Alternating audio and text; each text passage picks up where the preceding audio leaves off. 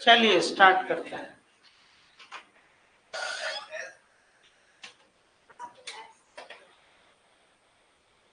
देखिए आज जो ये लोकल सेल्फ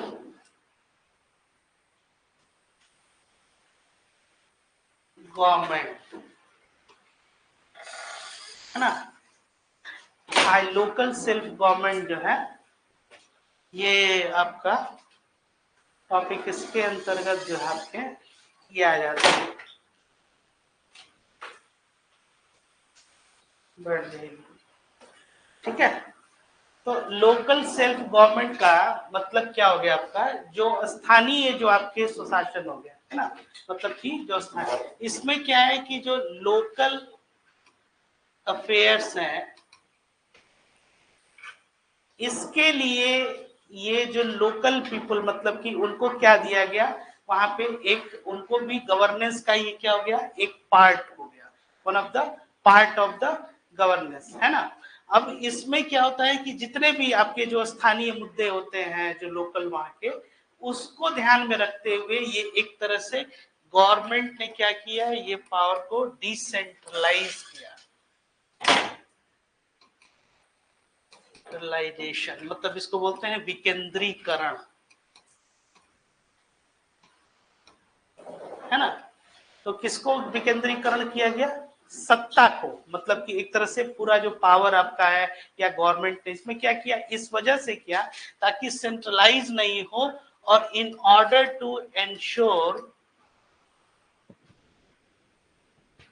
डेमोक्रेसी, क्या सुनिश्चित किया, लोकतंत्र को और पावरफुल मतलब कि शक्तिशाली रूप में कैसे इसका क्या हो, इम्प्लीमेंटेशन हो, ठीक है।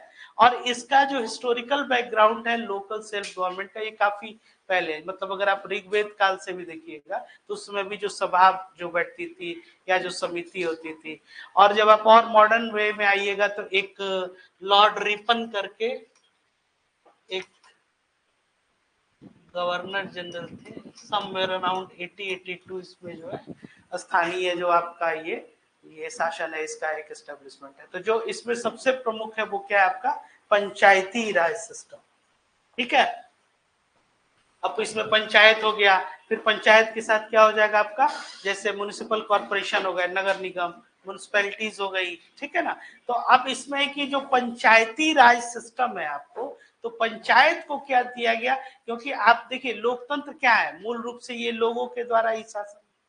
तो अब इस डेमोक्रेसी को आप अधिक सुनिश्चित कब करेंगे, बहुत ज्यादा जो है मतलब जिसको कहते हैं कि सशक्त कब होगा, जब अधिक से अधिक जन भागीदारी होगी, है ना। तो अब जैसे कि आप ऐसे समझिए कि कोई एक संस्था है, उस संस्था का जो प्रमुख है, अगर सब कार्य और जितने भी निर्णय लेने के या डिसीजन मेकिंग जो आप कह लीजिए, या किसी भी तरह का पॉलिसी मेकिंग या हर चीज में नीति का निर्धारण करना हो या फिर अगर निर्णय लेना हो, सब कुछ उसके पास हो, तो इसको क्या कहा जाएगा कि पावर क्या हो गया, सेंट्रलाइज हो गया, मतलब कि किसी और की कोई अथॉरिटी नहीं है, पावर नहीं है।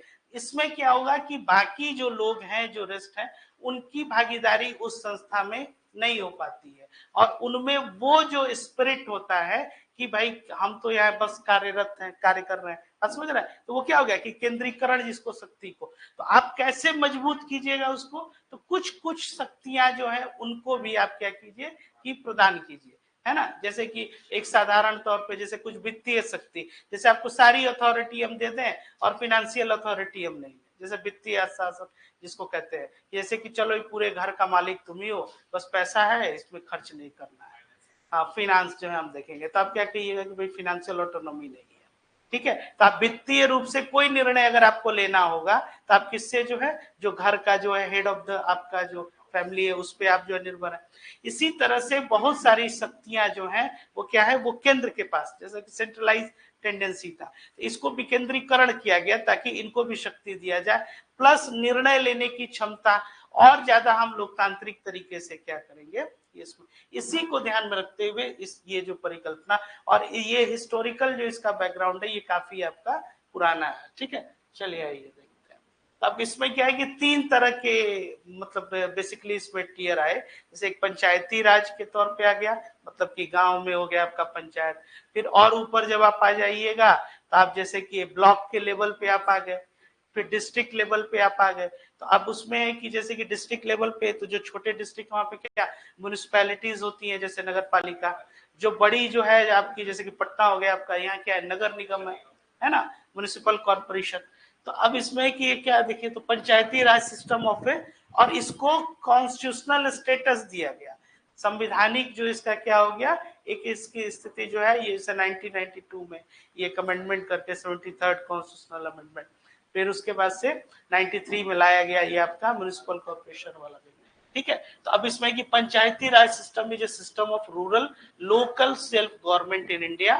क्या पर्पस था इसका, तो पर्पस देखिए, उद्देश्य इसमें आपका ये काफी क्लियर है कि it aims to promote decentralised democracy by giving power to the people at the grass roots level. ये यही इसका एक पर्पस है ना।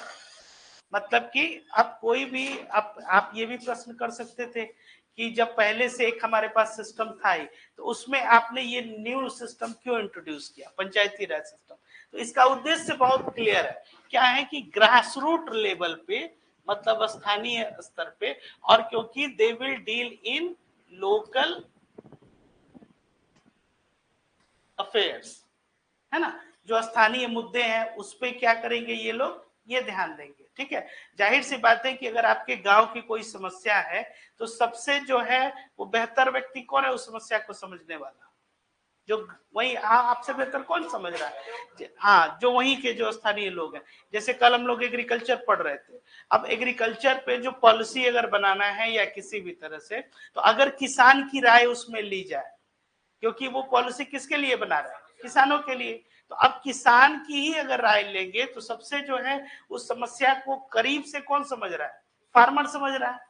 यहाँ भी ये वही चीजें कहा जा रहा है कि इट एम्स टू प्रमोट, किस चीज को प्रमोट कर रहा है, तो डिसेंट्रलाइज डेमोक्रेसी। और हम लोग के यहाँ जो पार्लियामेंट्री सिस्टम है वो क्या है, वन मैन वन वोट, एक व्यक्ति और उसके पास क्या है, एक वोट है। तो ज्यादा से ज्यादा कि अब लोगों को ये बताना कि आप अगर वोटिंग राइट आपके पास है, आप ज्यादा से ज्यादा अगर लोकतांत्रिक व्यवस्था में अगर आपकी हिस्सेदारी जन भागीदारी बढ़ेगी तो ये आपके लिए भी बेहतर है और लोकतंत्र के लिए भी बेहतर है। तो अब इसी में गवर्नमेंट ने ये क्या किया कि इसको जैसे decentralise democracy by giving power to the people at the grass roots level. संवैधानिक स्थिति इसमें क्या है कि कॉन्स्टिट्यूशनल स्टेटस दिया गया, it was given constitutional status state by 73rd amendment act जो है 1992। क्लियर है यहां तक, ये आपका एक नॉर्मल इसका एक इंट्रोडक्शन ये हुआ। चलिए एक हिस्टोरिकल बैकग्राउंड जैसा कि आपको इसमें देखिए, एक बलवंत राय कमेटी थी, बलवंत राय मेहता कमेटी, इन्होंने रिकमेंड किया किस बात को लेके कि एस्टैब्लिश कीजिए 3 टियर पंचायती राज जो है सिस्टम। अब इसमें क्यों कि टू फोस्टर डेमोक्रेटिक डिसेंट्रलाइजेशन, मतलब कि लोकतांत्रिक तौर पे क्या करना है, विकेंद्रीकरण करना है, किस चीज को, यही पावर को जैसे या लोकतंत्र को।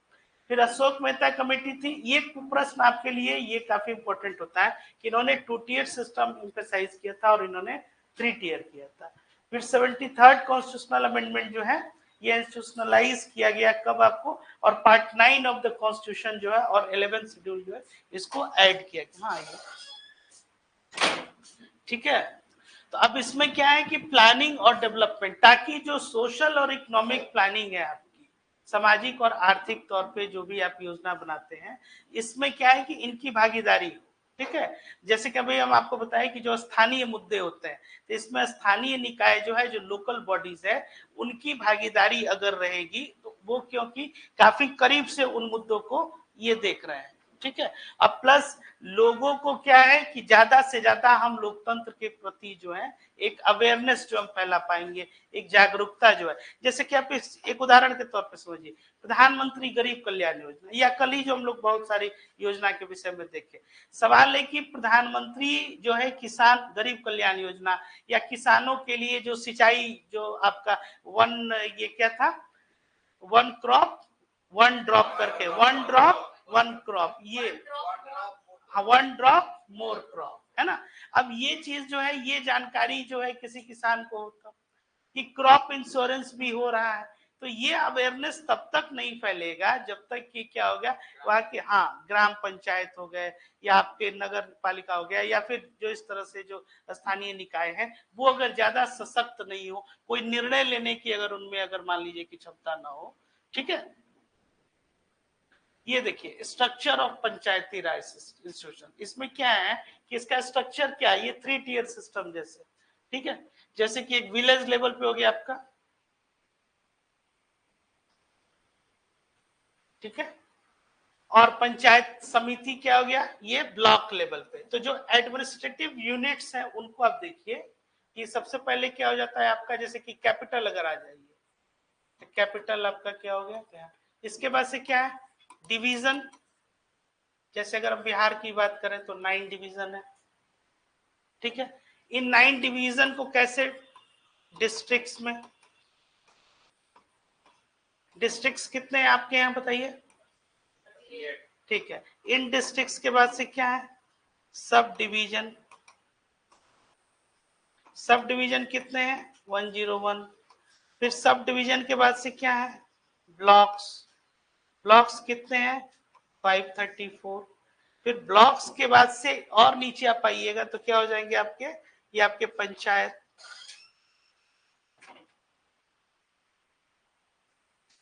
पंचायत कितने हैं नियर अबाउट 8000 के करीब, ठीक है। अब इतने ये पंचायत होगा, समझ में आ गए। तो अब ये पूरा आपका ये क्या है, ये एक एडमिनिस्ट्रेटिव आपका, ये मतलब एक एडमिनिस्ट्रेटिव एक स्ट्रक्चर हो गया, ठीक है। Division, district, sub division, blocks और पंचायत। अब इसमें आपको जो है ये क्या है इलेक्टेड जैसे रिप्रेजेंटेटिव्स को यहाँ पे ये लाना। तो अब इसमें जैसे कि 3 टियर सिस्टम में क्या हो गया आपका ग्राम पंचायत, तो ये आपका क्या हो गया गांव के लेवल पे हो गया, ग्राम के लेवल, फिर पंचायत समिति ब्लॉक लेवल, जिला परिषद में डिस्ट्रिक्ट लेवल। अब इनका इलेक्शंस कैसे होता है, तो अब direct elections for members of gram panchayat, indirect election for chairperson of panchayat समिति। जैसे जो कि जो मेंबर है पंचायत समिति का, उसका लोग मिलके क्या करते हैं इलेक्शन जो है करते हैं, और वो लोग मिलके जो है जो चेयरपर्सन जो होता है, जैसे जिला परिषद का जो प्रमुख होता है, हाँ वो लोग जो है रिप्रेजेंट जो है किसमें, लोग जो होते हैं ना वो डायरेक्ट जो है उसमें क्या करेंगे वो पार्टिसिपेट करेंगे। हाँ हाँ, अलग अलग, जैसे एक और डिवीजन हो गया, जैसे एक पंचायत में एक पर्टिकुलर वार्ड जो हो गया, उसके बाद से वो मेंबर जो हो गए, उन मेंबर्स का इलेक्शन में कौन, जो वहाँ के जो वोटर्स होते हैं स्थानीय, वो वोटर्स उसमें क्या किए वो पार्टिसिपेट किए। इन वोटर्स जो है जो पार्टिसिपेट करके ये जो मेंबर्स होते हैं उनको वोटिंग राइट होता है, वो फिर मिलके जो चेयरपर्सन है उनका चुनाव करेंगे और जिनको मेजोरिटी हो। जैसे आप ऐसे समझिए कि आपका जैसे हेड ऑफ द रिपब्लिक कौन है, president of India, president of India head of the Republic है। रिपब्लिक का मतलब क्या हो गया कि जो भी हेड है वहां पे जो प्रमुख है वो हेरिडिटरी नहीं होगा, हेरिडिटरी मतलब वंशानुगत, ये नहीं कि उसका जो लड़का है वो बन जाए। तो अब उनका चुनाव कैसे होता है इनडायरेक्टली होता है, तो इनडायरेक्ट वे में मतलब कि आपके जो चुने हुए प्रतिनिधि हैं वो लोग जाके चुनते हैं उनको, जैसे मेंबर ऑफ पार्लियामेंट जो हो गए या एमएलए जो हो गए आपके, वो मेंबर ऑफ लेजिस्लेटिव असेंबली, ये लोग क्या करते हैं चुनाव करते हैं। यहाँ पे वही चीज ये कहा जा रहा है कि इनका direct election for members of gram panchayat, indirect election for chairperson of panchayat समिति। बाकी नाम जो है वो चेंज होते रहता है, स्ट्रक्चर यही है। जैसे कि आप कहीं जाइएगा तो वहां लोग प्रधान कहते हैं, कहीं जो है ये जैसे अपने यहाँ मुखिया, बिहार में मुखिया बोलते हैं ना, यूपी में जाइएगा तो प्रधान जी बोलते हैं प्रधान, और आप दूसरे प्रदेशों में जाइएगा तो कुछ और भी नाम जो है इस तरह से, लेकिन स्ट्रक्चर जो है मूल रूप से उसका वही, ठीक है। हाँ, तो वही वार्ड कमिश्नर जैसे उसमें हो गया वो। चेयरमैन का इलेक्शन होता था इनडायरेक्ट, जितने वार्ड मेंबर जैसे जिला परिषद का जो चेयरमैन हो गया, अब कई जगह जैसे कि मेयर जो लोग होते हैं, है ना, तो मेयर उसमें हो गए, हाँ, तो जो जिला परिषद के जो सदस्य लोग हो गए, वो सदस्य अब वो वोट करके एक चेयरमैन बनाएंगे। लेकिन सर ये बदल गया है 2013 से ये बदल चुका है। जो जिला परिषद का चेयरमैन हो गया, कहीं जैसे कि मेयर, जैसे मुंबई जैसे म्युनिसिपल कॉर्पोरेशन बॉम्बे, वहां सेरिफ वर्ड यूज किया जाता है। किसमें? जैसे कि डिस्ट्रिक्ट हो गया आपका, ठीक है, अब डिस्ट्रिक्ट हो गया तो इस जिले का परिषद, जैसे जिला परिषद है, उसका जो चेयरपर्सन है वही आपका जो हो गया एक तरह से। मेयर अगर मान लीजिए नगर पालिका है, ये सॉरी नगर निगम अगर है, तो बड़ा अगर नगर वहां मेयर हो गया। अच्छा, जो नगर पालिका जैसे कि छोटे अगर जैसे मान लीजिए कि ये डिस्ट्रिक्ट लाइन सुपौल और अररिया, तो जितने जिला परिषद के ये सदस्य मिलकर एक जिला परिषद का चेयरमैन आपको कीजिए। ये बहुत पावरफुल पोस्ट होता है जिला परिषद का अगर चेयरपर्सन हो गया। एक सेकंड बता रहे, तो वही इक्विवेलेंट हो गया उसके। जैसे कि अब जितने प्लानिंग कमेटी, जो डिस्ट्रिक्ट प्लानिंग कमेटी है, आज सब सीख जाइएगा एक एक करके, नहीं उसका नहीं, डिस्ट्रिक्ट प्लानिंग कमेटी उसका एक्स ऑफिशियो वो क्या हो जाएगा, एक मेंबर हो जाएगा। जैसे डीएम जो होते हैं डिस्ट्रिक्ट मजिस्ट्रेट, तो ये क्या हो गया, ये अपॉइंटेड डीएम हो गए। और जिला परिषद का जो चेयरमैन है वो क्या है, वो भी एग्जीक्यूटिव बॉडी है, ध्यान दीजिएगा, कार्यकारी बॉडी, लेकिन वो कैसे आता है, तो इलेक्टेड। तो आप इस समझ लीजिए कि इस पूरे डेमोक्रेटिक सिस्टम में सबसे पावरफुल व्यक्ति कौन होगा, जो इलेक्टेड होगा और एग्जीक्यूटिव होगा। समझ में आ रही है बात? इलेक्टेड है और अगर उसको एग्जीक्यूटिव पावर भी आप दे रहे हैं, समझ में आ रही है बात?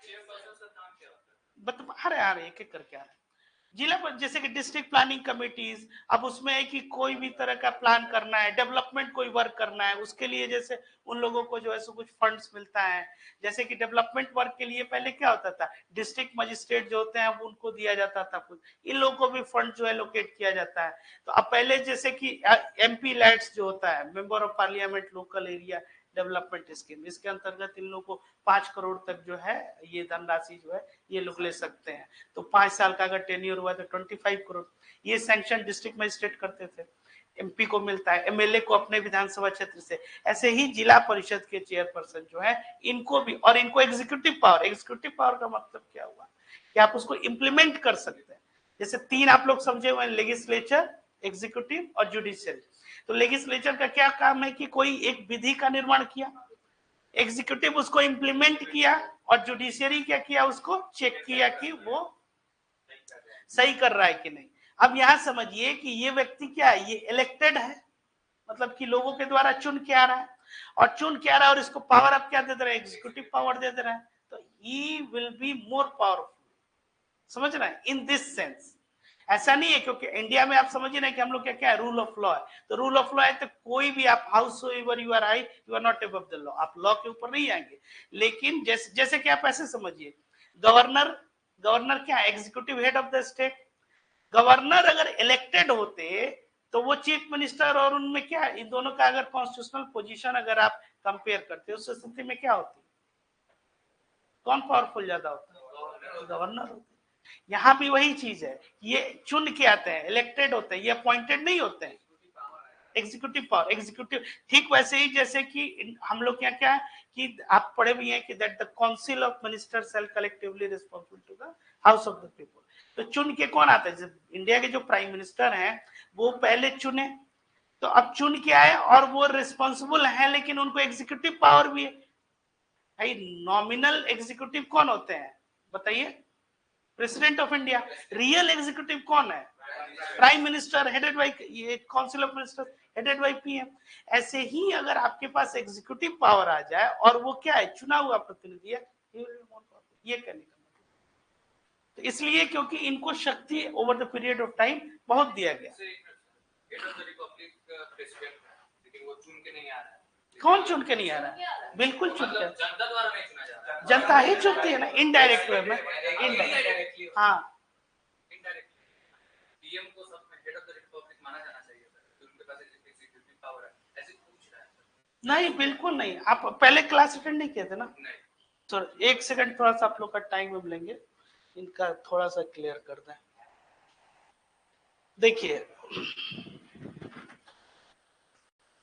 रिपब्लिक मीन्स हो गया, रिपब्लिक का सिंपल मतलब ये हो गया कि जो हेड ऑफ द स्टेट है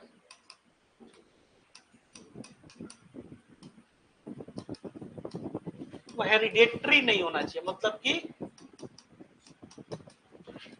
वंशानुगत।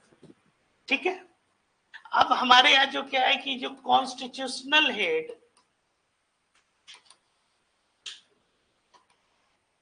वो कौन है? President. Head of the Republic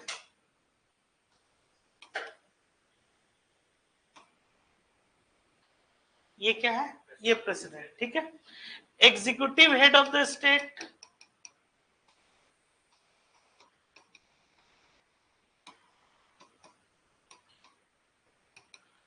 again president.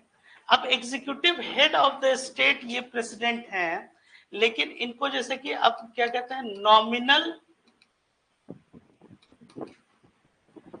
Head या जिसको बोलते हैं डी ज़्यूरे। ठीक है, और जो प्राइम मिनिस्टर हो गए मतलब council of ministers headed by the PM, ये क्या हो गए आपके? रियल हेड है जिसको बोलते हैं de facto, de facto head. या और इसको आप समझिए कि डी फैक्टो ये क्या हो जाएंगे? Head of the government.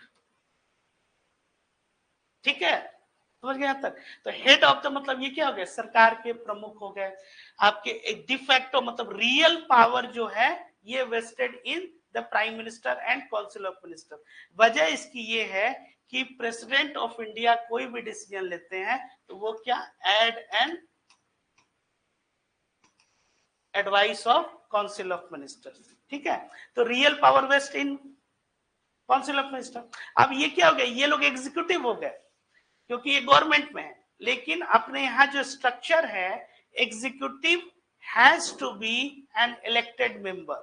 जहां तक क्या, क्योंकि ये लोग मेंबर ऑफ पार्लियामेंट भी तो है, तो और लेकिन ये लोग कलेक्टिव रिस्पॉन्सिबिलिटी कहां होती है इन लोग की? लोकसभा के प्रति। That the council of ministers headed by the prime minister collectively responsible to the house of the people.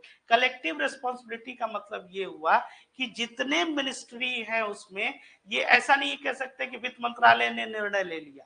वित्त मंत्रालय का अगर निर्णय है, अगर वो निर्णय गलत हो रहा है या किसी तरह, तो सारे लोग जो है उसके लिए क्या है, पूरा गवर्नमेंट सिस्टम जो है ये जिम्मेदार है। ठीक है, तो ये लोग क्या हो गए? ये एग्जीक्यूटिव हो गए। तो ये किसके प्रति जवाबदेही होती है? लोकसभा के प्रति। ठीक है, और ये लोग क्या है? Directly elected by the people of India. और ये क्या है? ये भी elected by the people of India, लेकिन इनडायरेक्ट वे में ये लोग जो है मिलके क्या करते हैं? ये चुनाव। तो ऐसा नहीं है कि ये चुन के नहीं आते हैं, इनडायरेक्ट वे में। फर्स्ट स्लाइड में ही आपको लिखा क्या था कि इनडायरेक्ट इलेक्शन और इनका डायरेक्ट। क्लियर हो गया यहां तक? कोई और डाउट आपका? नहीं? तो अब इस चीज को देखिए, direct elections for members of the panchayat, indirect elections for chairperson of panchayat समिति एंड जिला परिषद। क्लियर हो गया? तो किसमें? हाँ, तो जिला परिषद सदस्य बता रहे हैं जैसे कि, लेकिन जो चेयरपर्सन जो है ना, जिला परिषद का जो चेयरपर्सन, सदस्य को तो आप चुनते ही हैं, जो चेयरपर्सन जो है, एक सेकेंड, जो चेयरपर्सन है उसको ये सदस्य लोग मिलके जो है वो चुनाव। ये है मोकामा टाउन में आता है, वहाँ 5 लाख से अधिक जनसंख्या है, तो जिला परिषद है, तो वहाँ पे वार्ड कमिश्नर का चलता है और चेयरमैन होता है। 2023 से पहले क्या होता था कि हम लोग वार्ड कमिश्नर को चुनते थे वार्ड वाइज, और वार्ड कमिश्नर जो होते थे वो चेयरमैन को चुनते थे। लेकिन 2023 में क्या नियम आया कि अब जितने भी वार्ड मेंबर हैं, वार्ड मेंबर के सदस्य, हम वही बात कर रहे हैं। तो ये स्टेट लेजिस्लेचर का अपना प्रेरोगेटिव है, ये चेंज किया जा सकता है। भाई कॉन्स्टिट्यूशन ही जब आपका अमेंड हो सकता है तो इसमें कौन सा इसमें बड़ी बात होगी। जैसे कैसे बोले कि बीएमसी बॉम्बे म्युनिसिपल कॉर्पोरेशन, वहां शेरिफ्स जैसे हो गए, मतलब दीज पोस्ट आर इक्विवेलेंट। जैसे कि आप ऐसे समझिए कि कोई बड़ा डिवीजन है ना, जैसे कि पटना आपका क्या है, डिवीजन है, at the same time district भी है। तो डीएम ऑफ पटना और डीएम ऑफ आपका मान लीजिए कि कोई एक और छोटा कोई जिला ले लीजिए, जैसे कि अररिया होगा, शिवर ले लीजिए, तो दोनों लोग डिस्ट्रिक्ट मजिस्ट्रेट ही हैं। लेकिन अगर कोई मान लीजिए कि डिस्ट्रिक्ट अगर बड़ा है तो आने वाले दिनों में ये भी हो सकता है कि एडमिनिस्ट्रेटिव यूनिट में उसका 2 डिवीजन हो और 2 डीएम का पोस्ट आप वहां पे रख सकते हैं। ये तो स्ट्रक्चर चेंज किया जा सकता है। किसको? स्ट्रक्चर को स्टेट लेजिस्लेचर कर सकता है, जैसे कि छोटे उसको, इसीलिए तो डिसेंट्रलाइजेशन ऑफ पावर ये किया जा रहा है ना। पंचायत इससे संबंधित जो है कोई भी चीज जो है यहाँ पे बिहार विधानसभा कर सकती है, ये बात है। इसको कॉन्स्टिट्यूशनल स्टेटस दिया गया पंचायत, ये बात है। क्लियर हो गया? जहां कॉन्स्टिट्यूशनल प्रोविजंस चेंज करना है उसके लिए आप लोग जानते हैं आर्टिकल 368 का इस्तेमाल करना है। लेकिन अगर इस पंचायत के लेवल पे अगर कोई भी एडमिनिस्ट्रेटिव चेंज करना है एग्जीक्यूटिव, उसके लिए आपका स्टेट गवर्नमेंट करेगी। समझ में आ रही है बात?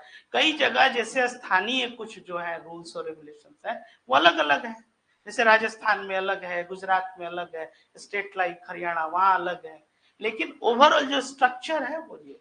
कई जगह तो पंचायत एप्लीकेबल भी नहीं है। आगे हम लोग वो भी क्लियर हो गया यहां तक, और कोई डाउट है?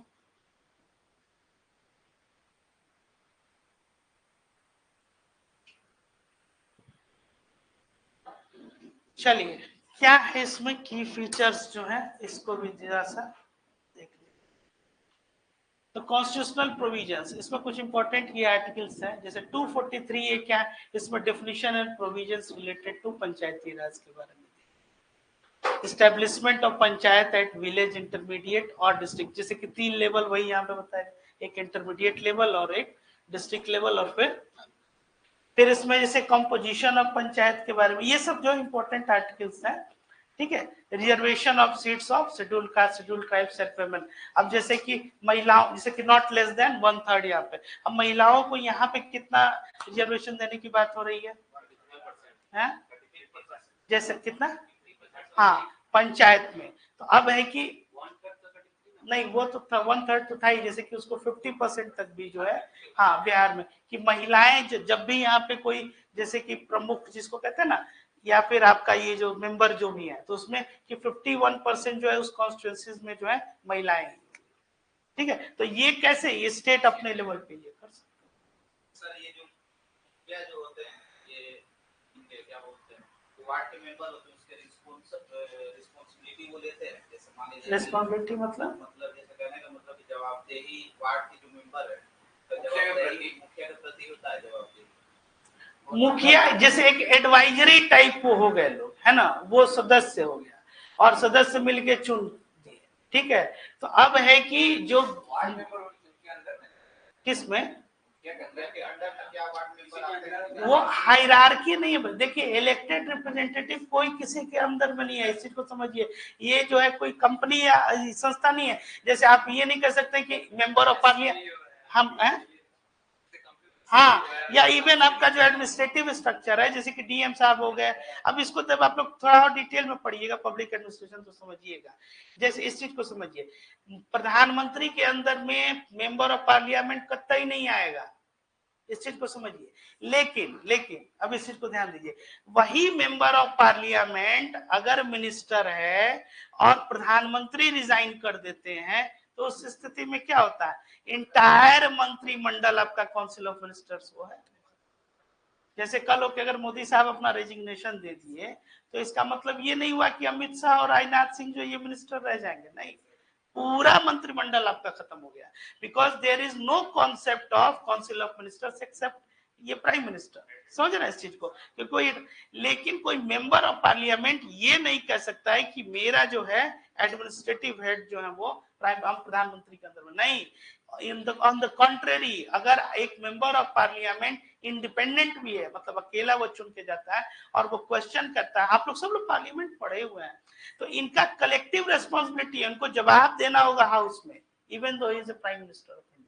तभी तो कहते हैं कि howsoever you are high, you are not above the law. तो सबसे ज्यादा जुडिशरी को ना पावर है, ना एग्जीक्यूटिव को पावर है, ना लेजिस्लेचर को पावर। किसको सबसे सुप्रीम कौन है? कॉन्स्टिट्यूशन। और कॉन्स्टिट्यूशन पावर कहां से डिराइव होता है? तो इलेक्टेड रिप्रेजेंटेटिव तो अंदर होने का सवाल ही नहीं है। इसका मतलब कि इनडायरेक्टली जो है आप लोगों को क्या कर रहे हैं, आप उनका, अभी तो कहते हैं कि हम जनप्रतिनिधि हैं, आप जनप्रतिनिधि का अगर मान लीजिए अपमान कर रहे हैं तो वहां की जनता का कर रहे हैं, क्योंकि ही इज रिप्रेजेंटेटिव।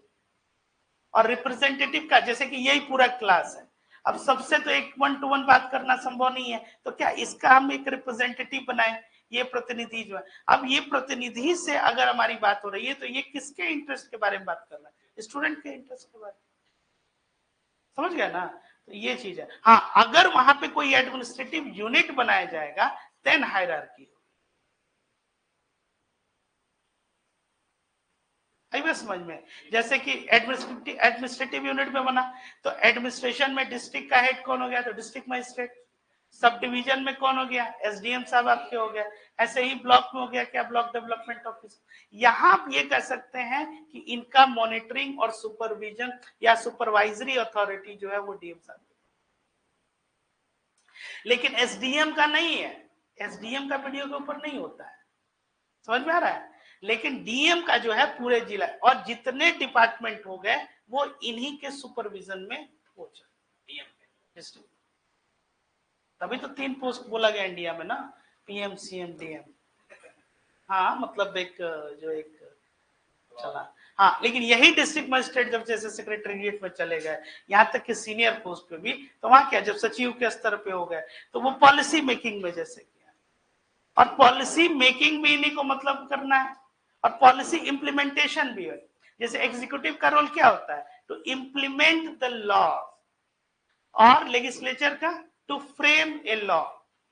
अब है कि लॉ बनाने वाले, नीति बनाने वाले भी हम ही हैं, और नीति का निर्धारण करने वाले भी एग्जीक्यूटिव। इसीलिए डेमोक्रेटिक सिस्टम में एक थ्योरेटिकली जो ऐसा मतलब ऐसे मान्यता है कि वह व्यक्ति स्वतः पावरफुल हो जाएगा जो इलेक्टेड हो, और उसको आप एग्जीक्यूटिव पावर दें। इस संदर्भ में इसको कहा गया। जैसे गवर्नर बेस्ट एग्जांपल है। गवर्नर अगर चुने हुए प्रतिनिधि होते तो चीफ मिनिस्टर का कहीं नहीं चलता, लेकिन गवर्नर अपॉइंटेड है, तो कितने तरह का चयन होगा? एक इलेक्टेड हुआ, एक अपॉइंटेड हुआ, और तीसरा बताइए लोग, आप लोग तो पढ़े हुए हैं, नॉमिनेटेड हुआ। 3 ही तरह के जो है पूरे आप कॉन्स्टिट्यूशन में पढ़िएगा तो लोग चुने हुए प्रतिनिधि, या जिनका आप क्या करते हैं कि आप चयन करते हैं, जैसे कि आप जो अपॉइंटेड हो गए, और तीसरा नॉमिनेटेड। नॉमिनेटेड जैसे कि जो 12 मेंबर आपके राज्यसभा में आते हैं वो नॉमिनेटेड होते हैं, जिसमें लिटरेचर, आर्ट, साइंस, और फिर और क्या है, सोशल सर्विसेज। और यहाँ पे आप आ जाइएगा तो कोऑपरेटिव सोसाइटीज ऐड हो जाती है, लेजिस्लेटिव काउंसिल। ठीक है, ये कहना गलत होगा। All judiciary, executive or legislative, all legislative are this or executive, all the legislature are this executive। ये एकदम गलत है। कैसे होगा? All legislature member of parliament है, वो कैसे? लेजिस्लेचर जो लॉ बनाएगा, ठीक है, और जो एग्जीक्यूट करवाएगा, ठीक है ना। पहले इनका कंप्लीट करना है। हाँ, मान लीजिए लेजिस्लेटिव में पीएम भी आएंगे, वहाँ के जितने भी सांसद होंगे सब आएंगे, तो वो मान के कौन लॉ बना है, ठीक है, और फिर वो जाके एग्जीक्यूट भी तो करवा सकते हैं सर। वहाँ पे कौन? पीएम हो गया, चाहे वो संसद हो गया, मान लीजिए वहाँ के संसद ही तो ऑर्डर देंगे ये करने का। संसद लॉ मेकिंग बॉडी है, एग्जीक्यूट नहीं करवाएंगे सर। संसद का काम एग्जीक्यूट करना नहीं होता है, बता रहा। जैसे पार्लियामेंट है,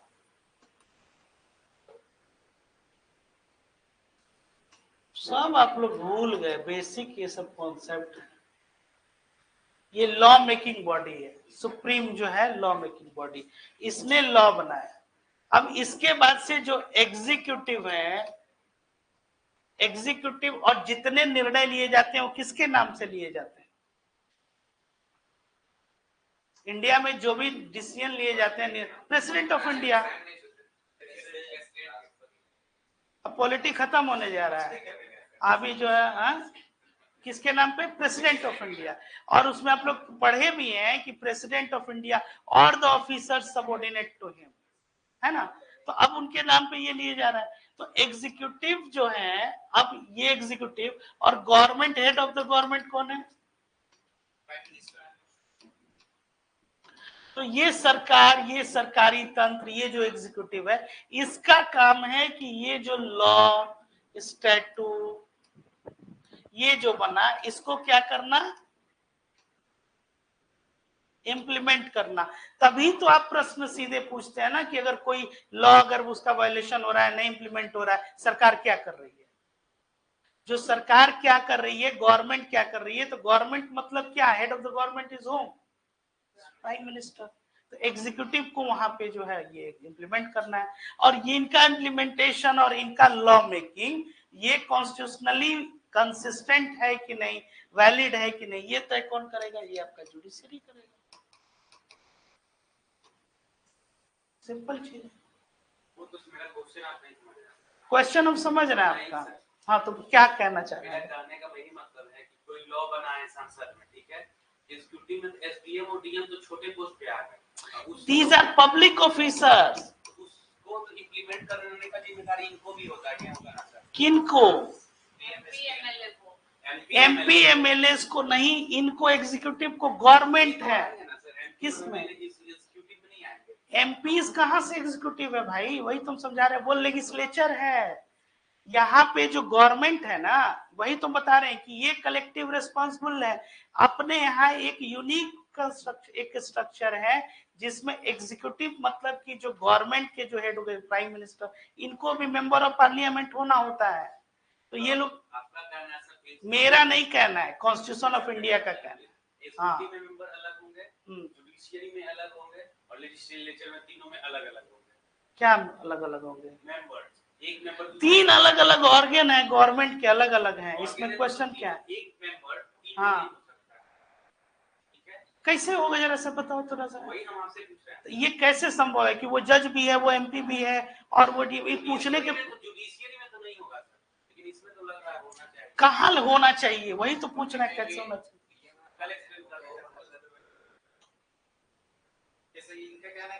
हम समझ रहे हैं इनका कहने का मतलब। हमको डाउट है कि वो पूछ क्यों रहे हैं ये क्वेश्चन, इस पे हमको ये कहने का वो तो वही भाषा पूछ रहे हैं। ये क्वेश्चन है, तीनों कॉमन कैसे होगा? तीन नहीं सर, दो कॉमन। वो एग्जीक्यूटिव बोल रहे हैं, वो एग्जीक्यूटिव में आते हैं। हाँ, कैसे एग्जीक्यूटिव में आएगा भाई? वो लेजिस्लेचर है, कलेक्टिव एग्जीक्यूटिव कैसे होगा? जो गवर्नमेंट का हिस्सा है, जो गवर्नमेंट जिसमें है, जैसे कि यूनियन गवर्नमेंट में कितने लोग हैं? प्राइम मिनिस्टर और काउंसिल ऑफ मिनिस्टर, ये एग्जीक्यूटिव हो गए। समझ में आ गई बात? क्योंकि वो लोग सरकार में है। वही तो हम यूनिक फीचर बता रहे हैं ना कॉन्स्टिट्यूशन का, कि ये लोग जो हैं ये चुने हुए प्रतिनिधि हैं और एग्जीक्यूटिव। अभी थोड़ी देर पहले हम वही तो अंडरलाइन पूरा फिलॉसफी है कि ये वन पार्लियामेंट्री सिस्टम किसको कहते हैं। इस पर क्वेश्चन भी आप लोग कितना बना कि that the council of ministers collectively responsible to legislature. Executive जो है वो लेजिस्लेचर के प्रति जवाबदेह होता है। यही जो है संविधान की सबसे बड़ी जो है उसकी जवाबदेही है। जवाबदेही मतलब कि अपने सारे एक्शन जो भी वो ले रहे हैं उनको वो बताना है कहाँ? लोकसभा में, ये हमने निर्णय लिया। तभी तो एमपी कहता है ना, मतलब लेजिस्लेचर कहता है एग्जीक्यूटिव से कि आपने ये निर्णय क्यों नहीं इंप्लीमेंट किया, क्यों नहीं पुल बनवाया। समझ में आ गई बात? यही चीज है। और क्या क्वेश्चन आपका बताइए? नहीं बताइए, डाउट हो तो क्लियर, ये अच्छी बात है। इस पे मतलब अगर नहीं समझ में आ रहा है इतने क्लास के बाद में, क्योंकि ये सब बेसिक्स है, ये नहीं क्लियर हुआ तो मतलब कोई फिर पढ़ने का आगे मतलब नहीं। बोलिए।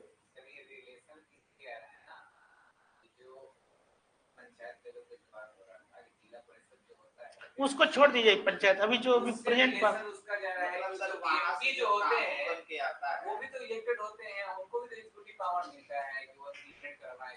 जैसे वही बात बता रहे हैं कि ये लोग लेजिस्लेटिव है। हाँ, अब इसमें एग्जीक्यूटिव इनको ये इस वजह से नहीं बोला जाता है क्योंकि इन लोग का लॉ मेकिंग प्रोसेस, जैसे एमपी लैट्स आप समझिए, बता रहे हैं मेंबर ऑफ पार्लियामेंट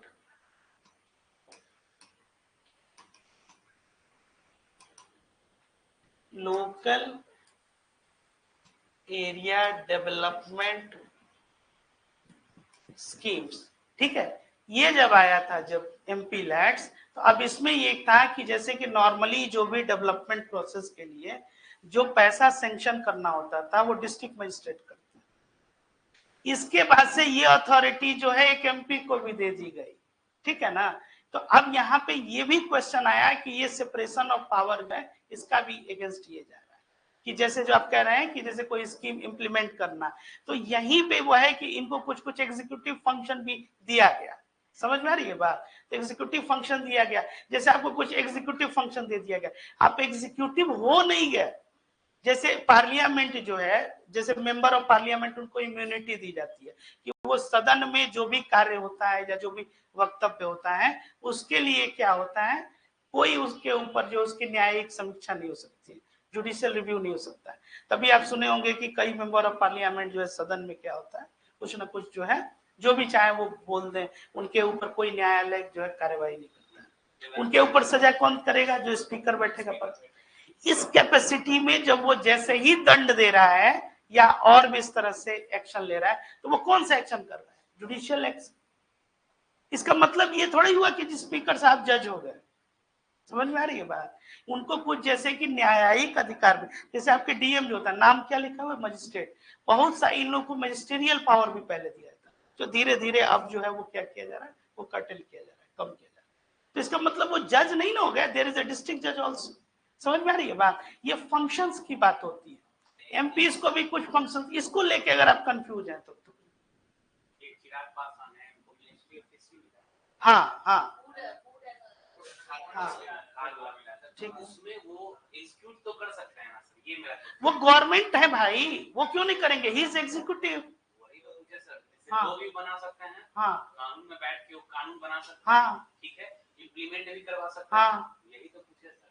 तो हम वही तो समझा रहे हैं तब से। डायरेक्टली वो इनडायरेक्टली कैसे हो गया, डायरेक्टली तुम कैसे, डायरेक्टली एक काम कीजिए, आप लोग पढ़ो पहले, अभी समझो, अभी आप लोग बेसिक्स जो है क्लास आप लोग अटेंड नहीं कर रहे हो, सब डिटेल में बताया हुआ है। अगर यहाँ अगर ये डाउट है आप लोगों को तो देन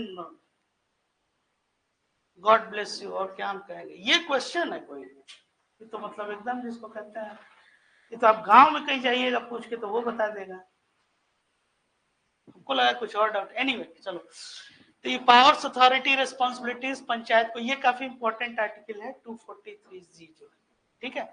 फिर 11 शेड्यूल, इसमें 29 जो है ये सब्जेक्ट्स जो है ये दिए गए हैं। ये पंचायत का उस पर टोटल जुरिस्डिक्शन होता है, इसमें एग्रीकल्चर, एजुकेशन और हेल्थ जो है ये इस तरह से। स्टेट फिनेंस कमीशन जो है, इसमें क्या है, जैसे कि इन लोग को फिनांस, जैसे एक तो फिनेंस कमीशन हो गया आपका आर्टिकल 280 में, जो डिस्ट्रीब्यूशन ऑफ रेवेन्यूज जो है आपको ये, इसमें स्टेट फिनेंस कमीशन, इसके बारे में, एस्टेब्लिशमेंट के बारे में ये बताता है, और हर 5 इयर्स के बाद ये रिव्यू, और ये पूरा प्रेरोगेटिव जो है वो स्टेट लेजिस्लेचर का है, ठीक है, मतलब कि राज्यों की जो विधानसभा है। चलिए, ये है फंक्शंस, पावर्स ऑफ पंचायत क्या है, पहले इसको समझिए। अब जैसे कि एडमिनिस्ट्रेटिव फंक्शन, बहुत सारा एडमिनिस्ट्रेटिव फंक्शन पार्लियामेंट को भी दिया गया, जैसे सर्विलियंस ऑफ एडमिनिस्ट्रेशन। तो इसका मतलब ये नहीं हुआ कि जो आपका लेजिस्लेचर है वो फंक्शन शब्द को समझिए, एग्जीक्यूटिव फंक्शन, जैसे ऑडिटर एंड ये आपका अकाउंटिंग, अकाउंटिंग एक तरह से एग्जीक्यूटिव फंक्शन होता है, ऑडिटिंग एक तरह से जुडिशियरी फंक्शन होता है, जुडिशियल फंक्शन। ऑडिट करना मतलब क्या, कि जो सही जगह पे अकाउंटिंग हो रहा है वो हुआ है कि नहीं, इसी को ऑडिट करना है। तो ऑडिट मतलब क्या, वो न्यायिक तरह से एक तरह का वो जुडिशियल फंक्शन हो गया।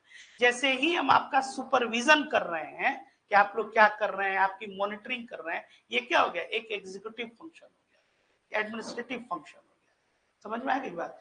लेकिन जैसे हम ये कहे कि ये रूल्स जो है इसके आधार पे ये नहीं हुआ, आप दंड के भागी हुए, ये क्या हो गया, जुडिशियल फंक्शन, समझ में आ गई बात। तो अब पंचायत को क्या, जैसे कि आप पुराने समय में ये सुने होंगे कि पंचायत कई लोग मिलके 5, पंचायत नाम ही क्या है 5 से, तो ये जैसे क्या है कि हमेशा ऑड नंबर में, अब 5 लोग मिलके आपकी सुनवाई किए और उन्होंने क्या किया, एक निर्णय लिया। तो यहाँ पे जैसे वो निर्णय लिया, ये क्या हुआ, ये जुडिशियल फंक्शन हुआ, ठीक है।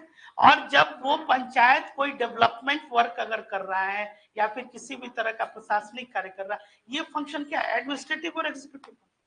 आज से एक नया नियम बनेगा कि हर पंचायत जो है वो मानसून के बाद एक बैठक होगी। ये हमने क्या बनाया, एक नया लॉ बनाया।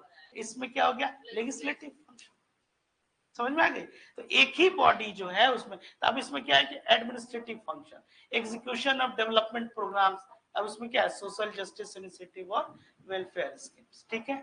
फिर रेगुलेटरी फंक्शंस, रेगुलेटरी फंक्शंस में क्या हो गया, रेगुलेट करना। रेगुलेट मतलब सर एक पंचायत तीनों काम कर सकती है, वो लॉ बना सकती है, एग्जीक्यूट भी कर सकती है, ये पूरा, हाँ, इसीलिए तो इसको स्थानीय निकाय बोल रहा है ना। अपने टेरिटोरी में जो, किस बात को लेकर हंसी आ रही है, कोई क्वेश्चन है? नहीं, ठीक है। तो रेगुलेटरी फंक्शन जो है, implementation of laws and regulation at the local level, maintenance of law and order, law and order मतलब कि विधि व्यवस्था जो है इसको मेंटेन करना। फिर डेवलपमेंटल फंक्शंस क्या हो गया, तो जैसे preparation and execution of plans for economic development and social justice जो हो गया, ठीक है। अब देखिए कुछ इनको फिनेंशियल पावर भी दिया गया है ना, जैसे कि सारे पावर दे दिए जहां फाइनेंस का ही पावर नहीं रहा तो कोई मतलब नहीं रहा उसका। जैसे कि आप लोग पढ़ते भी होंगे ये मॉडर्न हिस्ट्री में, जो बैटल ऑफ बक्सर हुआ या उसके बाद जब है तो क्या हुआ था, दीवानी राइट्स जो है वो कब इनको मिले, हाँ, उसके बाद से। तो ये 1757 के बाद जो बैटल ऑफ पलासी और 1857 की जो क्रांति हो, इन 100 साल के अंदर में जब दीवानी राइट जब आपको ये मिला बक्सर के बाद, तो रेवेन्यू बोर्ड ऑफ रेवेन्यू इसका गठन किया और धीरे धीरे वो लोग क्या किए, अपना एडमिनिस्ट्रेशन कैसे वो फैलाए। फिर उसके बाद 1833 जो चार्टर्ड एक्ट आया, आप लोग जानते भी, इसके पहले कभी वो इंडिया के सोशियो रिलीजियस इश्यूज में नहीं बोलते थे, वहां से धीरे धीरे इंटरवीन करना शुरू किए वो लोग, और बाय द टाइम 57 आया तब तक वो लोग बना चुके थे। यहाँ भी वही चीज है कि फिनेंशियल रेवेन्यूज जो है रिसोर्सेज क्या पंचायत को, पहले ये नहीं होता था स्टेट गवर्नमेंट। तो अब इसमें कि grants in act from the central and government, जो स्टेट गवर्नमेंट और सेंट्रल गवर्नमेंट से जो फंड्स आता है वो क्या है, वो पंचायत के पास आ रहा है। टैक्सेशन, इनके पास कुछ टैक्स लिवाइड करने की भी अथॉरिटी है, power to levied taxes duties जैसे टोल्स एंड फीस। लोन्स भी है, authority to raise loans from specific projects, ठीक है, उसमें भी वो लोग रेज कर सकते हैं। और चैलेंजेस क्या है, तो inadequate financial resources and dependency on higher levels of government, है ना। तो अब इसमें ये क्या हो रहा है कि इस चीज को समझिए कि ये जितने जो फाइनेंशियल रिसोर्सेज हैं, तो पंचायत जैसे कि लोकल आपको ये सेल्फ गवर्नमेंट कर, नाम क्या है, स्वशासन की यहाँ पे बात हो रही है, ठीक है। मतलब कि इसमें ये ऑटोनॉमी किसको दिया जा रहा है, स्वायत्तता, ये लोगों को, मतलब कि स्थानीय निकाय।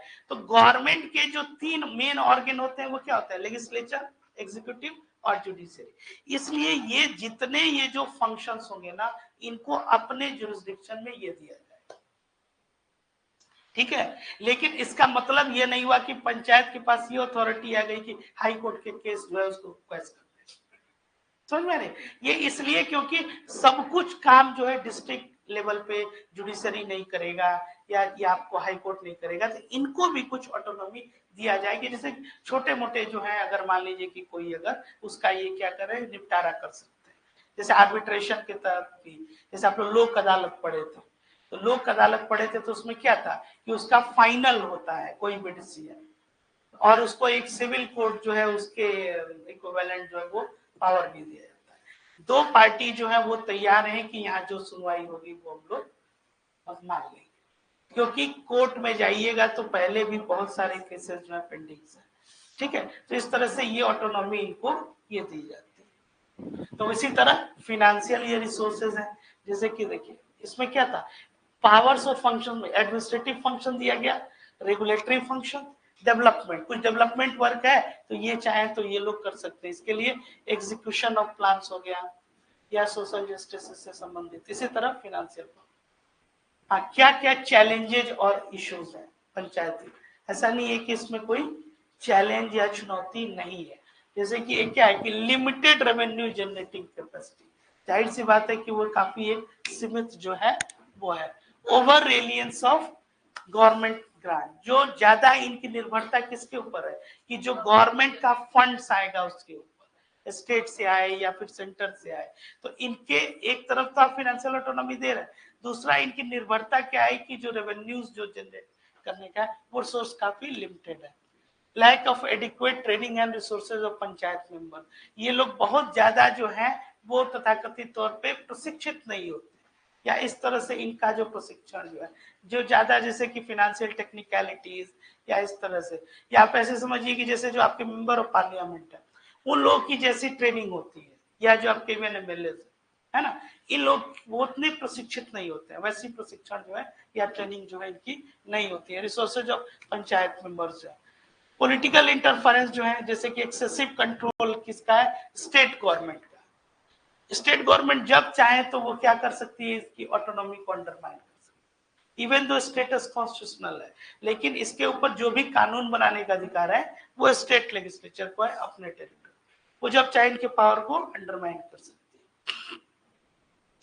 इनइक्वालिटी, इसमें क्या है कि असमानता, तो डिस्पैरिटीज जो है इन रिप्रेजेंटेशन और resource allocation, particularly in backward region, जो पिछड़े जो आपके क्षेत्र है उसमें क्या है आपको एक जो प्रतिनिधित्व है ना, डिस्पैरिटी उसमें बहुत ज्यादा जो है वो देखने को मिलती है। जेंडर इश्यूज ये तो लगा ही रहता है, जैसे कि ठीक है महिलाओं के लिए काफी जो है वो सीट जो है वो आरक्षित है, लेकिन अभी भी महिलाओं की स्थिति ग्रामीण परिवेश में देखिएगा तो इस स्तर पे नहीं है कि वो कहीं निकल के नेतृत्व जो है वो कर रहा है ना, क्योंकि अभी शिक्षा जो है उस स्तर तक ये नहीं है, ठीक है। हालांकि गवर्नमेंट जो है ये रिजर्वेशन जो है दे के महिलाओं को काफी प्रमोट करने की कोशिश कर रही है, लेकिन इसके बाद भी जो है ये पार्टिसिपेशन कम है। या ऐसा है कि जैसे कोई मान लीजिए कि कोई सशक्त व्यक्ति है वो अपनी पत्नी को जो है वो क्या किया कंटेस्ट, अधिकांश केसेस में आप देखिएगा यही हो रहा है, और उनके जो है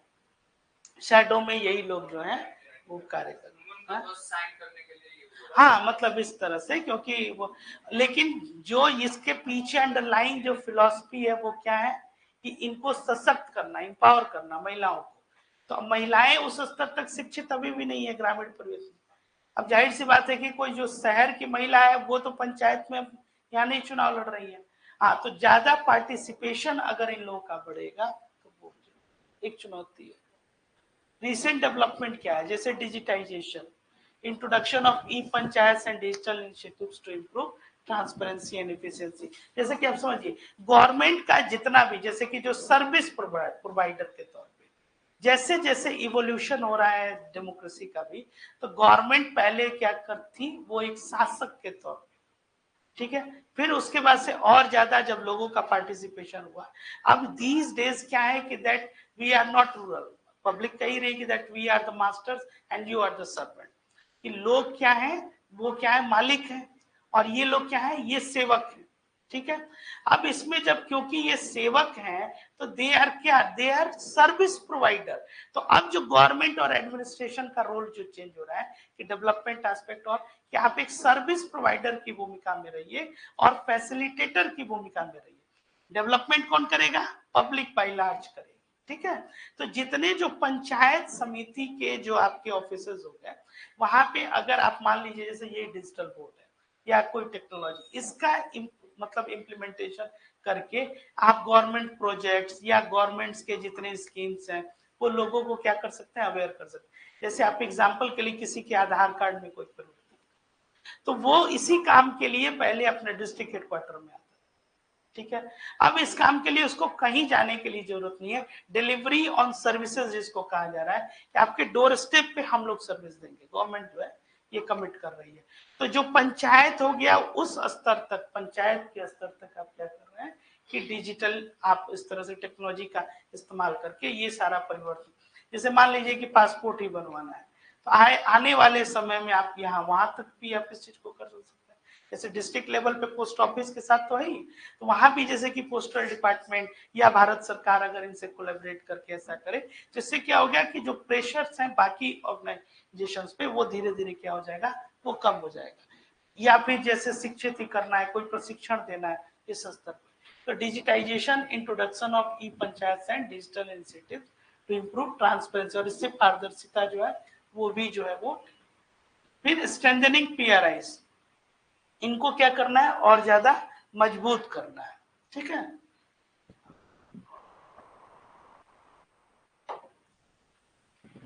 जैसे इसमें किस तरह का प्रयास किया जा रहा है, तो पंचायत को सशक्त करके, क्योंकि फंड्स को क्या किया जा रहा है, मतलब डिवॉल्व किया जाए। डिवॉल्व का क्या मतलब होता है, डिवोल्यूशन का मतलब कि जैसे कि आप क्या किए, जैसे सेपरेशन ऑफ पावर होता है, तो पावर को भी आप डिवॉल्व किए धीरे धीरे, मतलब कि उसका एक तरह से आप क्या कर रहे हैं, एक वितरण कर रहे हैं।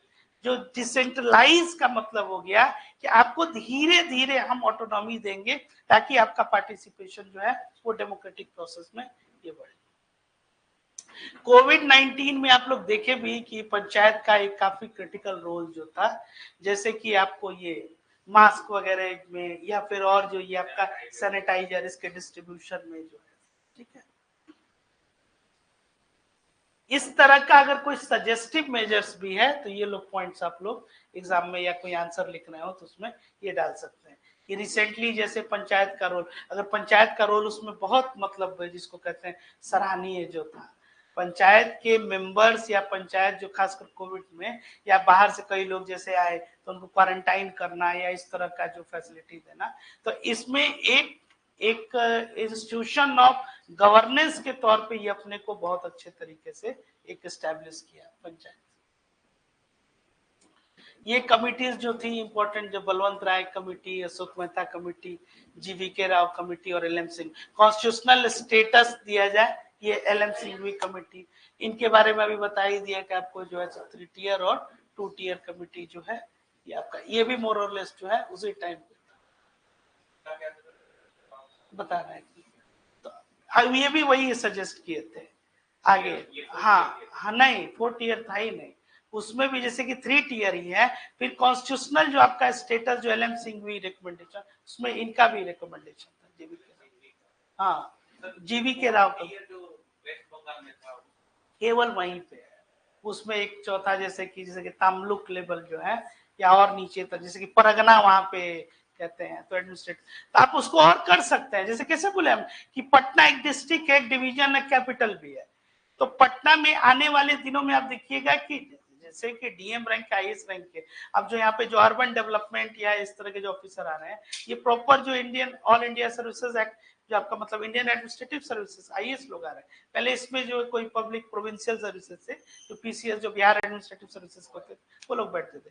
अब आप जैसे जैसे ये बड़ा होगा आने वाले दिन में आप देखिएगा यहाँ 2 डीएम हो जाएंगे, जैसे कि सीनियर भाई सुपरिटेंडेंट ऑफ पुलिस जो एसपी यहाँ पे तो आई गए कि एसपी सिटी और फिर अदर एसएसपी। तो जैसे एडमिनिस्ट्रेशन बढ़ता है आप उसमें क्या कीजिएगा, ऑर्गेनाइजेशन जो है उस तरह से।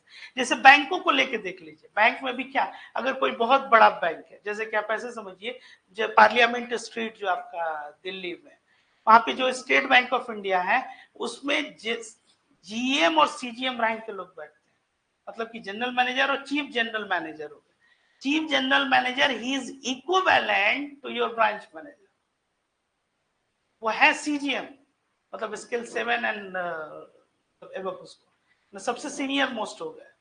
लेकिन क्योंकि वहां पे अब एक तरह से आप ऐसे समझिए, इसको बोलता ना कि हाई मतलब नेटवर्थ वाला जो एक एरिया हो गया, अब जितने आपके मिनिस्टर्स हैं या एमपीज हैं उन लोगों का आपका सारा बैंक अकाउंट या इवन जो गवर्नमेंट या पार्लियामेंट इन लोगों का जितना फंड्स वगैरह ये सब, तो वहाँ सीजीएम रैंक, ठीक है ना। अब अगर कोई छोटा कोई मान लीजिए गांव में अगर कोई ब्रांच है तो उसमें जो है ब्रांच मैनेजर जो इसको कहते हैं, या फिर आपके जो मतलब स्केल 1 स्केल 2 इस रैंक के भी लोग होते हैं। फिर सीनियर मैनेजर होगा, रीजनल मैनेजर होगा, सर्किल मैनेजर हो गया, चीफ मैनेजर हो गया, असिस्टेंट जनरल मैनेजर, डीजीएम हो गया, फिर जीएम हो गया, वहाँ सीजीएम रैंक के आदमी बैठते हैं। ऐसे ही जैसे कि डीएम जो हो गया हो सकता है 2-2 डीएम का पोस्ट हो जाए, तो ये तो टोटल डिपेंडेंट किसका, पॉपुलेशन, ठीक है। तो आप समझ के Panchayati Raj system is vital for socio economic development of rural India. Despite it challenges it remains a significant vehicle for democratic decentralisation. ये जो है democratic decentralisation and grass root governance, ये बहुत जरूरी है। यही जो है अब ग्रास रूट गवर्नेंस जैसे हम लोग कह रहे हैं, तो ये गवर्नेंस इसके स्टेक होल्डर, जैसे जो गवर्नेंस हम लोग कहते हैं, इसका मतलब होता है टू गवर्न, और इस टू गवर्न गवर्नेंस जो कह रहे हैं, इस गवर्नेंस के पार्ट जो होते हैं, इसका एक स्टेक होल्डर पीपल भी है, लोग भी है। तो जैसे आप ये कहते हैं कि भाई गवर्नमेंट जो ये काम नहीं कर रही है, तो एज ए सिटीजन आपकी भी एक रिस्पॉन्सिबिलिटी है, समझ रहे?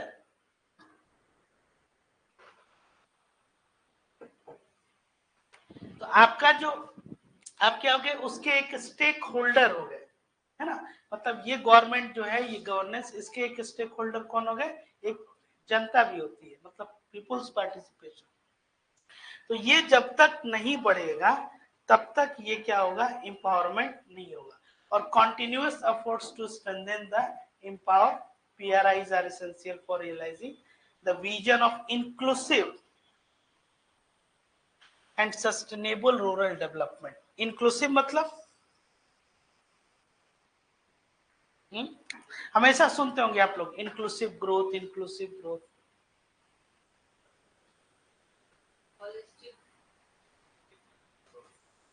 होलिस्टिक और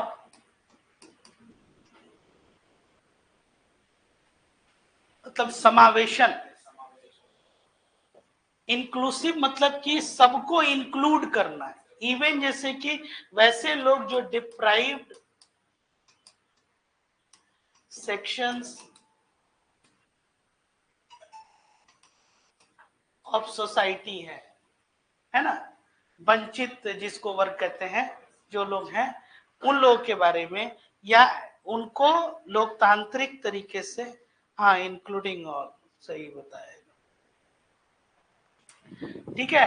तो अब वो लोग जो हैं सबको इसमें इंक्लूड करना, और sustainable rural development. Sustainable development तो जान ही रहे आप लोग क्या है, रिसोर्स का ऐसा इस्तेमाल करना कि ये जनरेशन जो है वो तो उसको क्या करे, इन्वॉल्व करे ही, नेक्स्ट जनरेशन भी क्या करे उसको, उसके लिए इसको कैरिंग कैपेसिटी इसको कहते हैं, कि रिसोर्सेज वो लोग भी जो है यूज कर पाए। नहीं तो मान लीजिए जितने आपके इन्वायरमेंटल एस्पेक्ट्स पे या ऐसे भी सब रिसोर्सेज अगर यही जनरेशन अगर इस्तेमाल कर ले, तो नेक्स्ट जनरेशन को क्या मिलेगा, ठीक है। चलिए, ये जो है 11th शेड्यूल में आपके कुछ 29 जो है, ये टोटल ऐसे जो ग्राम पंचायत या इनका जो प्रेरोगेटिव जो है ये होता है। इसमें जैसे ये समझिए, इससे क्वेश्चंस आते हैं, ये ध्यान में रखिएगा, यहाँ से डायरेक्ट जो ऑप्शंस में। अब इसमें देखिए, agriculture including agricultural extension, land improvement, अभी जैसे कि भूमि सर्वे आप लोग सुन भी रहे होंगे, इसमें जो है इसकी भूमिका बहुत जो है इंपॉर्टेंट है। देखिए, implementation of land reforms, minor irrigation, water management and watershed development, animal husbandry, dairying, fisheries हो गया, social forestry and farm forestry, minor forest produce, cottage industry और khadi, small scale industry, food processing industry, ये सब जो है ये पंचायत का ही आपका ये, इसके अंदर ड्रिंकिंग वाटर, जैसे एक 7 निश्चय में एक परियोजना भी चलती है, क्या नाम है उसका, हर घर हर घर। हाँ, इसमें भी इनकी भूमिका बहुत ज्यादा जो है उसको इम्प्लीमेंट करवाने में। तो उसको इम्प्लीमेंट करवाने में, अब देखिए यही आपके क्वेश्चंस का एक आंसर, उसको इम्प्लीमेंट करवाने में पंचायत की भूमिका बहुत अहम है। तो जैसे ही वर्ड क्या हुआ, इम्प्लीमेंट, लागू, तो इस फंक्शंस को क्या कहेंगे, एग्जीक्यूटिव। और इसके ऊपर कोई डिसीजन या कोई नियम या कोई रूल अगर बनाना है, वो बना सकती है ग्राम पंचायत। इस फंक्शन को क्या कहेंगे, नियम बना तो फिर 2 मिनट ब्रेक ले लीजिए आपने, हाँ, तो ये फंक्शन जो है, अच्छा अब वो सही आप जो है, हाँ, executive, legislative, very good, good. और जैसे आप ये देख रहे हैं कि वो नियम के हिसाब से या जो रूल्स रेगुलेशन या विधि है उसके तहत नहीं हो रहा है, इस फंक्शन को क्या कहेंगे? Judicial function. ठीक है, फ्यूल एंड फूडर, हाँ ये कह सकते हैं आप कि इस बदलते हुए डेमोक्रेटिक परिवेश में वाटर टाइट जो है कंपार्टमेंट, जिसको कहते हैं ना वाटर टाइट कंपार्टमेंट, कि आप एकदम जो है नहीं कह सकते हैं कि कोई इंस्टीट्यूशन जो है कंप्लीटली एग्जीक्यूटिव हो सकता है या कंप्लीटली लेजिस्लेटिव हो सकता है, क्योंकि सबको सब काम जो है ये करना। ठीक है, जैसे कि पहले आप देखिए, आप एक एग्जांपल ले लीजिए क्रिकेट से, एक बैट्समैन होते थे और बॉलर होते थे, 6 जो होते थे बैट्समैन और 5 जो है वो बॉलर, 11 ही होते हैं ना। हाँ, या नॉर्मली कई जगह जो होते हैं, एक जो अगर बैट्समैन विकेट कीपर अच्छा रहा तो वो आ गया, नहीं तो एक विकेट कीपर अलग से, तो 5 बैट्समैन 5 बॉलर और एक। Over the period of time जब ऐसा जो है टाइम गुजरता गया, और अब आप क्या देख रहे हैं, ना कोई कंप्लीट बैट्समैन है और ना कोई कंप्लीट बॉलर है, अब किनकी तादाद बढ़ गई है? हाँ, वो दोनों काम, इसलिए कंप्लीट जो है वो सेगमेंट करना, अब सब इंस्टीट्यूशंस को सब काम करना है। सेपरेशन ऑफ पावर जो है एक कॉन्स्टिट्यूशनल और थ्योरेटिकल पोजीशन है, वो नहीं है। जैसे जुडिशरी का अभी आप लोग को बताए भी थे लास्ट क्लास में जब हुआ था कि जुडिशियल रिव्यू, जुडिशियल एक्टिविज्म, इसके तहत not only judiciary has kept its constitutional promise but also it evolved as an institution of government. एक शासन सत्ता का एक इंस्टीट्यूशन जो है उस रूप में भी वो उभरा। मान लीजिए कोएलिशन गवर्नमेंट जो है फॉर्म की, गवर्नमेंट जो है अक्सर जैसे 90 से जो 2000 का जो दशक था ना, उसमें 4 जनरल इलेक्शन हुए थे लोकसभा के, तो सही गवर्नमेंट, स्टेबल गवर्नमेंट बनी नहीं रही है। एग्जीक्यूटिव जो है वो क्या है, रिस्पॉन्सिबल है लेजिस्लेचर के प्रति, तो यहाँ स्टेबल गवर्नमेंट नहीं है, वो नहीं है, then who will fill the vacuum? इस वैक्यूम को कौन फिल करेगा? जुडिशरी। गवर्नमेंट के जो 3 ऑर्गन है, मान लीजिए कि स्थायी सरकार बन नहीं रही है, और एग्जीक्यूटिव जो है वो क्या, उसको दिशा निर्देश जो देने वाला व्यक्ति जो वो कहा, किसके लिए वो रिस्पॉन्सिबल होगा? वो भी नहीं है, तो कौन इसमें डिसीजन लेगा? जुडिशरी लिए। अब ये हम नहीं कह सकते कि जो जुडिशरी है वो एग्जीक्यूटिव हो गया, नहीं, वो क्या है, वो एक फंक्शन है।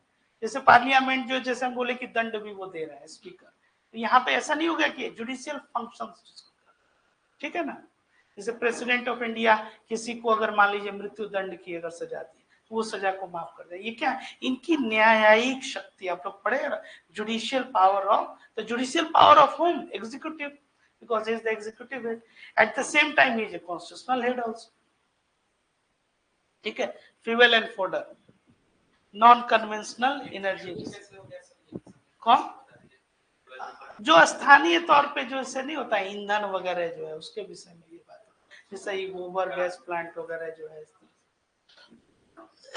रोड्स हो गया, ब्रिजेज हो गया, ये सब इनका क्या है, ये पूरा जो है ये फंक्शन जो है ये लिस्ट है आपको। ये कॉन्स्टिट्यूशन ऑफ इंडिया, क्वेश्चन यहाँ से ये पूछ सकता है, जैसे कि नॉर्मली इसी में से कुछ ऑप्शन दे दिया, ये पूछा हुआ है माइनर इरिगेशन यूपीएससी में कि क्या इस पे पंचायत जो है ये कुछ कर सकता है। जैसे पीडीएस देखिए, जन वितरण प्रणाली जो है ना, तो ये आपके जैसे मार्केट ऑफ फेयर जो हाट लगता है, मेला लगता है, इस तरह का, इवन लाइब्रेरी भी है, इससे क्वेश्चंस क्रिएट किए जाते हैं। और ये एक लिस्ट जो है आप लोग मतलब लगभग ध्यान में रखिएगा, तो इससे आप लोग कर सकते हैं क्वेश्चन। ये कॉन्स्टिट्यूशन ने दिया है, इस चीज को ध्यान में रखिएगा, 11th schedule of the constitution, मतलब इसमें ये पूछा जा सकता है कि ये इसको दे दिया और ये कि स्टेट लेजिस्लेचर ने ये पंचायत को दिया, नहीं, ये किसी ने नहीं दिया, ये कॉन्स्टिट्यूशन ऑफ इंडिया ने पंचायत।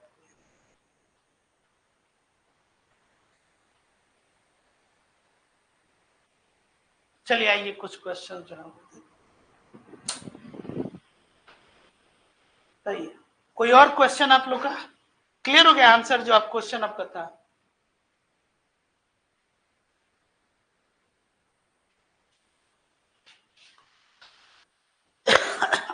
बताइए।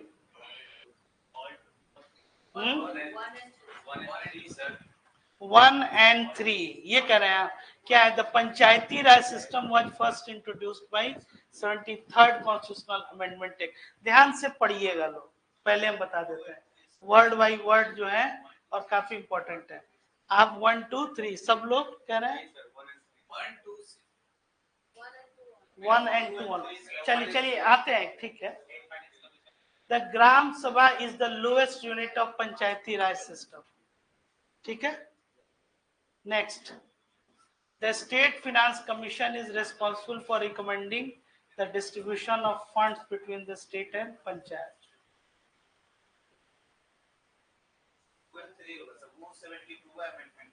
हाँ, फर्स्ट वर्ड जो था उसमें was first introduced by the panchayati raj system was introduced by 73rd constitutional amendment act, but it formalized an already existing system, not introduced it for the first time। The lowest unit is indeed the gram sabha and state। ध्यान से हम 2 बार बोले किसको पढ़िएगा। Question देखिए easy जो है वहीं पे, ये इसमें देखिए पहली बार जो है फर्स्ट इंट्रोड्यूस नहीं, ये कॉन्स्टिट्यूशनल स्टेटस ये है, तभी तो इतनी कमिटीज पहले से ही आ रही थी, केवल ये फर्स्ट वर्ड की वजह से ये गलत है।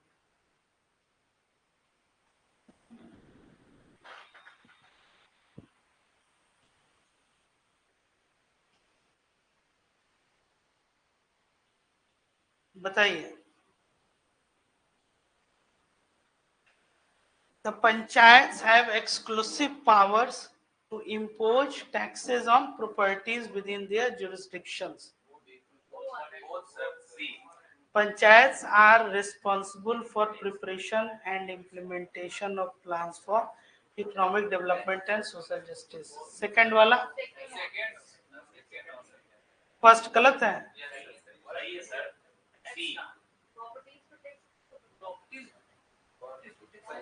बहुत चाहिए दे रहा है।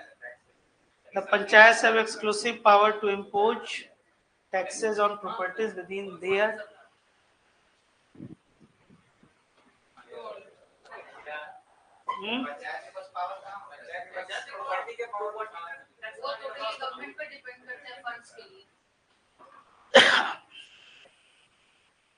Panchayats do not have exclusive powers to impose taxes। These powers are subject to the state legislature's approval। However, they are responsible for preparation and implementation of, ये तो बताया था सोशल इकोनॉमी। देखिए ये जो एक्सक्लूसिव पावर है, exclusive power मतलब केवल आप ही को जो है अधिकार है, हाँ एक्सक्लूसिव नहीं है, ठीक है। ये बताइए The Panchayati Raj system provides for a 3-tier structure at the village, intermediate and district levels। One only, sir. Elections to all levels of panchayats are conducted by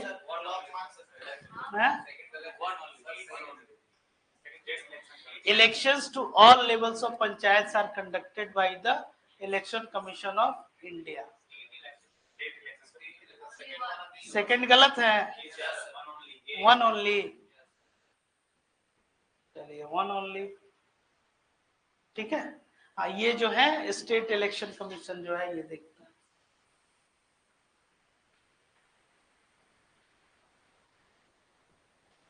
क्या दे रहे हैं आंसर। ये किसका ये बता रहे हैं आप। The Gram Sabha is vested with powers to approve the annual budget of the panchayat। The Gram Sabha can pass resolutions for the removal of elected members of the panchayat। कौन सा सही है? पहला नहीं होगा, either 1 or 2 confirm, हाँ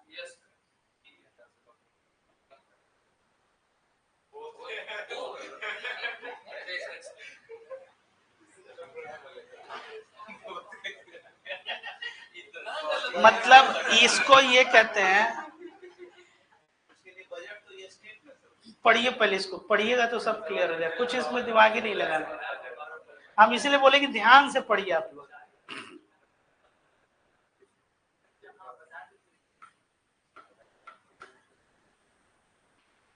Subject to the provisions of the state law, the Gram Sabha is vested with powers to approve the annual budget of the panchayat. The Gram Sabha can pass resolutions for the removal of the elected members of the panchayat. अब इसमें ये कह रहा है can also pass the removal for the, ये subject to the provisions of state law. State law का ही, state legislature का ही authority. इसीलिए ये भी क्वेश्चन किया जाता है कि एक तरफ तो लोग विकेंद्रीकरण की बात करते हैं, लेकिन कहीं ना कहीं स्टेट लेजिस्लेचर जो है उसका जो है ये क्या हो जाता है सब्जेक्ट। हाँ, स्टेट लॉ बना के कुछ भी कर सकता है वो, सब्जेक्ट टू। जैसे आप देखिए ना, फेडरेशन हम लोग क्या अल्टीमेटली अगर देखिएगा फेडरेशन या लॉ मेकिंग में सबसे ज्यादा पावर किसके पास आ जाता है, किस इंस्टीट्यूशन के पास? लॉ मेकिंग में बताइए, लॉ मेकिंग में सबसे बड़ी बॉडी कौन है इंडिया में? पार्लियामेंट। तो पार्लियामेंट, आप लोग को एक स्टेटमेंट याद भी होगा, हम फर्स्ट क्लास में ही बताए भी थे कि parliament can redraw A political map of India on its own will without the consent of state.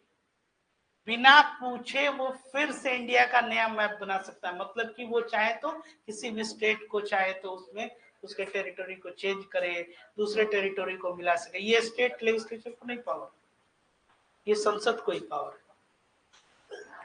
यहां तक कि कॉन्स्टिट्यूशन में भी कोई चेंज करना है तो कौन करेगा? तो यहाँ पे ये देख के लगता है कि ये कहने के लिए तो एक तरफ आप कहते हैं डिसेंट्रलाइजेशन, जो सेंट्रल पावर किसके पास है? वो संसद के पास।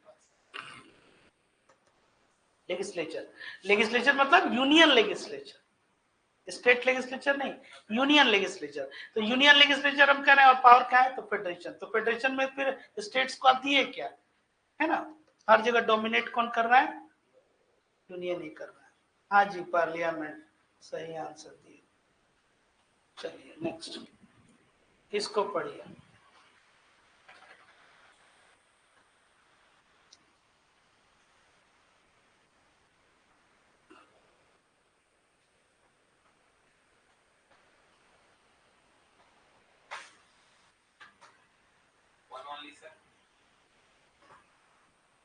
Any further responses?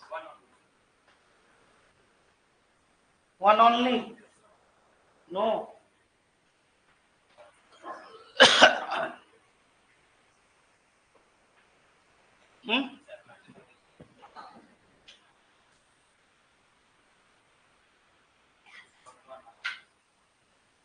इसको तो आप ऐसे ही निगेट कर सकते थे यूनिफॉर्मली। ये जो वर्ड है ना, एक रूप से विदाउट एनी एक्सेप्शन, इसी को यहीं से आप निगेट कर देते। Does mandate the establishment of कौन? हाँ, तो एक्चुअली ये चेंज का ये आर्टिकल उसी अमेंडमेंट से तो आया ना। हाँ, अब इसमें क्या देना है रिस्पॉन्स? हाँ ठीक है। अब उसके बाद से however it does not apply uniformly to all states, exceptions include areas in 6th schedule and Nagaland, Meghalaya, Mizoram, यहाँ पे एप्लीकेबल। चलिए next.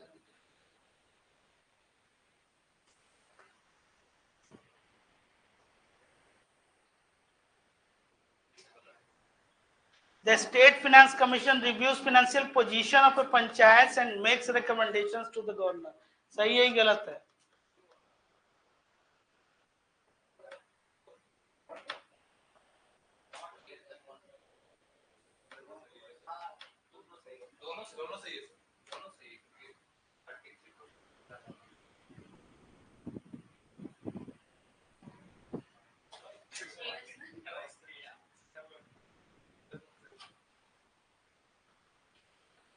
The State Election Commission is responsible for conducting elections to the Panchayati Raj institutions. पढ़ लीजिए पहले, इतना पढ़ाने की जरूरत नहीं, आराम से। Second, the tenure of panchayat is 5 years from the date of its their first meeting. पहली बैठक जो होती है, क्या दे रहे हैं, 2 only. अच्छा,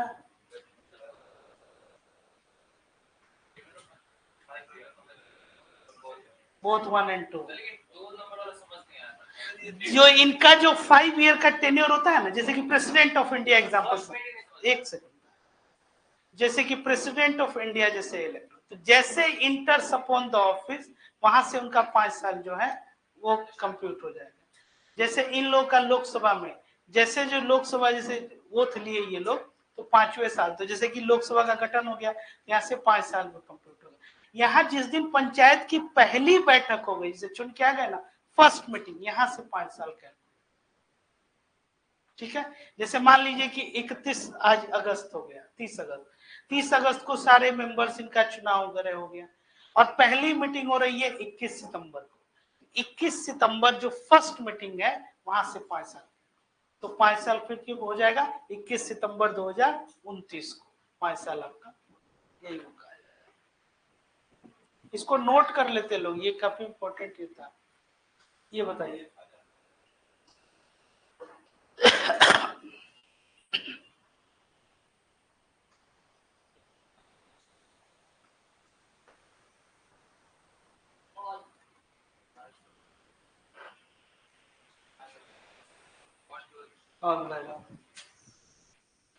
उसमें तो कुछ पूछना ही नहीं था, वो तो तीनों एक फैक्ट स्टेटमेंट ही थे.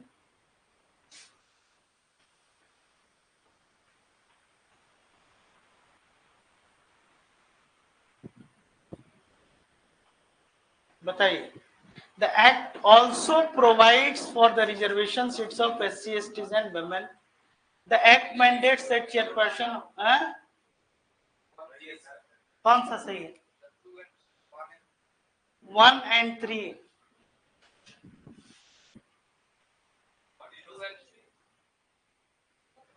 कौन सा, इसमें किसमें डाउट है?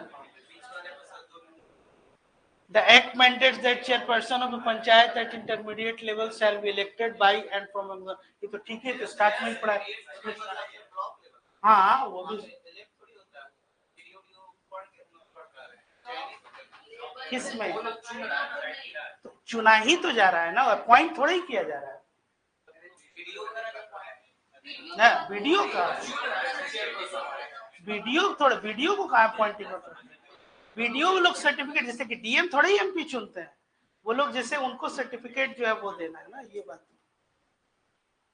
पूरा निर्वाचन ही है. हाँ,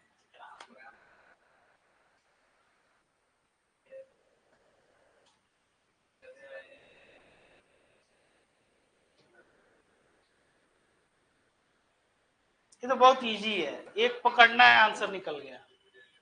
1 and 2, 1 and 3.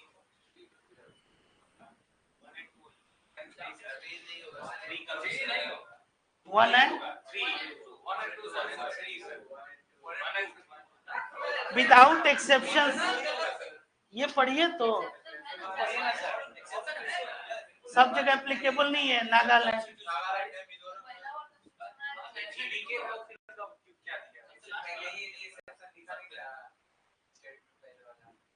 ठीक तो है क्या, 85. क्या क्वेश्चन, क्या डाउट क्या आपका? हाँ नहीं, उसको हाँ वो अलग, इसमें साल पूछा ही नहीं जा रहा. ये 2 क्वेश्चंस हैं, इसके बारे में इसको समझिए. Discuss the evolution of Panchayati Raj system in India, how has it transform from a community based governance, इसको लिखिए, to a constitutional framework under.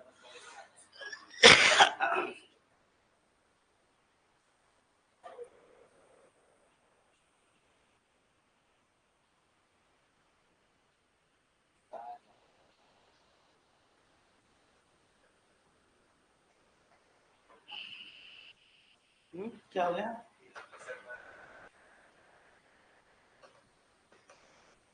अब इसमें क्या है कि पंचायती राज सिस्टम जो है, इसके इवोल्यूशन के बारे में आप लोग को ये डिस्कस करना है.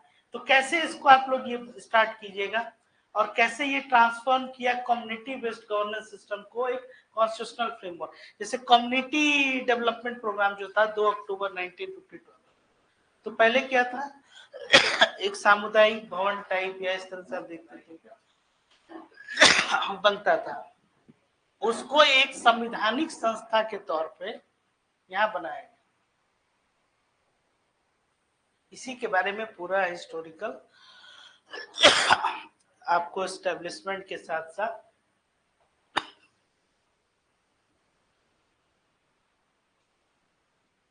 ये बताना है।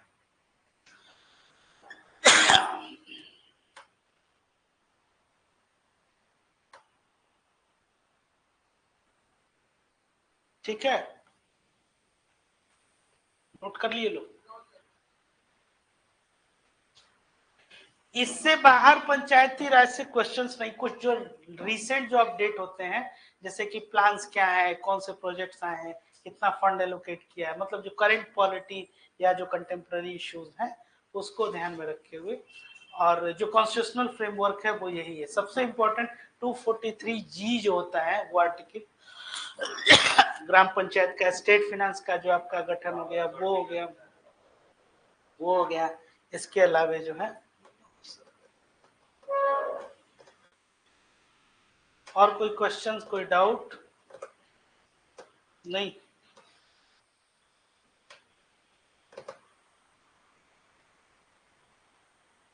तो कल इसका ये एक और पोर्शन ये म्युनिसिपैलिटीज और म्युनिसिपल कॉर्पोरेशन करा दें या फिर इकोनॉमी की क्लास है उसको है?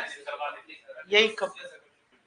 ठीक है, हाँ तो ये हो जाएगा फिर, क्योंकि कोऑपरेटिव सोसाइटीज जो है ना वो भी इम्पोर्टेंट है, और उसमें भी आप लोग का एक काफी पोर्शन जो हो ही गया, उसमें इंफ्रास्ट्रक्चर वगैरह जो है और इंडस्ट्री जो है इसको, लेकिन पढ़िए आप लोग, पीछे का बहुत कॉन्सेप्ट जो है एकदम जिसको कहते हैं एक बार फिर से।